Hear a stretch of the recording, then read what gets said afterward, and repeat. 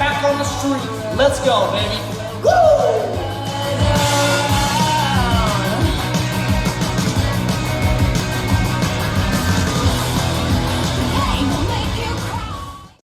Welcome back to another episode of Terry Thornberry Performance. And another day in paradise, baby. Exactly. Unfortunately, we're not at the track where we want to be, but we're here at the shop where we need to be.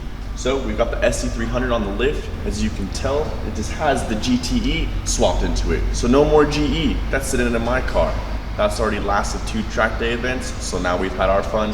It's time to get this customer's car back on the road so he can now have some fun on the road. And back to work mode, baby. Yep. That being said, we've gone ahead and torn apart a 350Z. Terry's gonna tell you more about that. And we have some future cars that will be going to customers, and hopefully we might see them back here at the shop.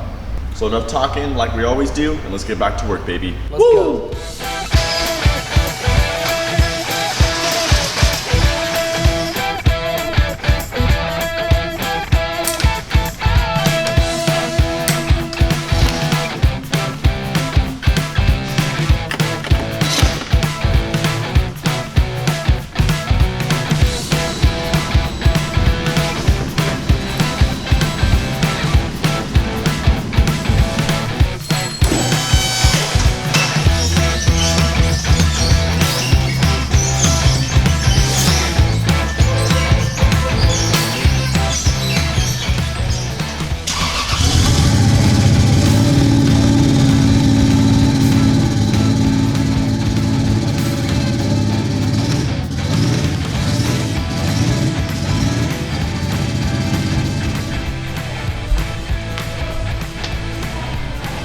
Gotta make sure there's no leaks for the fuel line.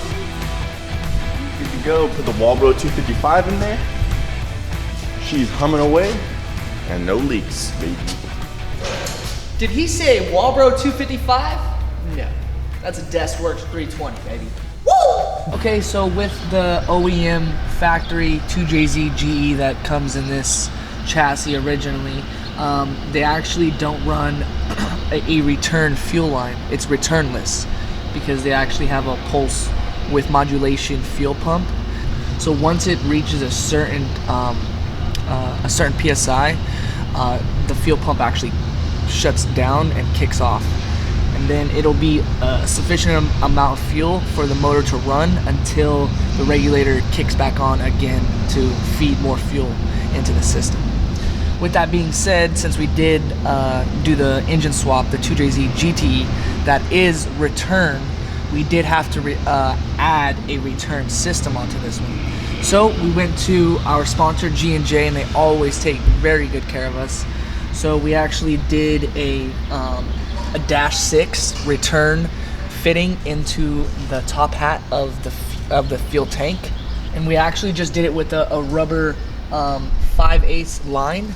We just kept the cost down just a little bit, and to make sure that the line actually fit and ran through the whole car just pretty good. With that being said, we can move on to the next thing. So like what I was saying, this week we really had a really busy week. So not only did we sell 2 of our rolling chassis, we sold an S13 hatch, and we sold S14 Euro edition rolling S14 shell. And not only did we do that, but we actually cut down this 350Z that we got about a month ago, and we stripped it all down, we parted it out, and when we first got it, the frame was totally mangled. So we actually had to straighten out the frame just so we can get the motor and trans and some of the engine components out. So if you guys need any of these parts, 350Z, any 240SX parts, or even if you just want your 240SX or Nissan back up on the road, please DM me at TTP Parts or at Terry Thornberry Performance at Instagram. Thank you.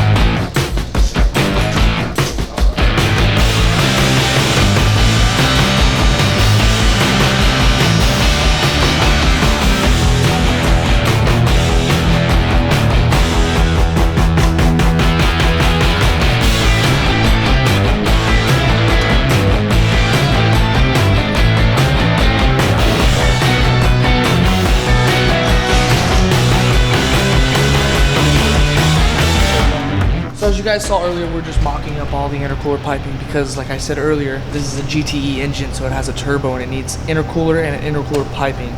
So we got all the hot side all situated and plumbed up and tagged up 100%. So now we're moving on to the cold side and getting it all mocked up, looking 100% and making sure that the way it's routed, it's gonna clear when it goes on the ground and driving and all the good stuff. So we went ahead, and since it is a GTE, we went with a Mishimoto radiator with cooling fans as well. With the OEM setup with an automatic transmission, the transmission cooler is on the bottom of the radiator. So unfortunately, when we did go with the Mishimoto, the trans cooler isn't on the radiator, so we had to go with aftermarket one, which is totally fine. We went ahead and got an aftermarket one through G&J, our sponsor once again. We located it right behind the intercooler, just keeping it sleek and plain out of sight, making sure it's getting enough sufficient amount of air as well. But other than that, we just have to get the wiring all buttoned up and situated, and that's what Jack's doing.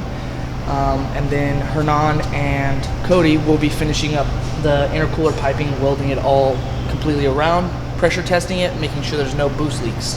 So other than that, the SC300 will just be buttoned up, put the whole front end back on, and running and driving. But unfortunately, you won't be being able to see that just because we have to cut this video kind of short. But other than that, I hope you guys like and subscribe the video. And one more thing, if you guys haven't already, please check out our Instagram because we have a lot of new merch and new stickers that you guys can be purchasing as well, because we love your guys' support so much, so we want to make sure we're giving back to you guys as well. So we got a bunch of stickers, a bunch of merch that you guys can purchase as well. So other than that, have a good day. Woo!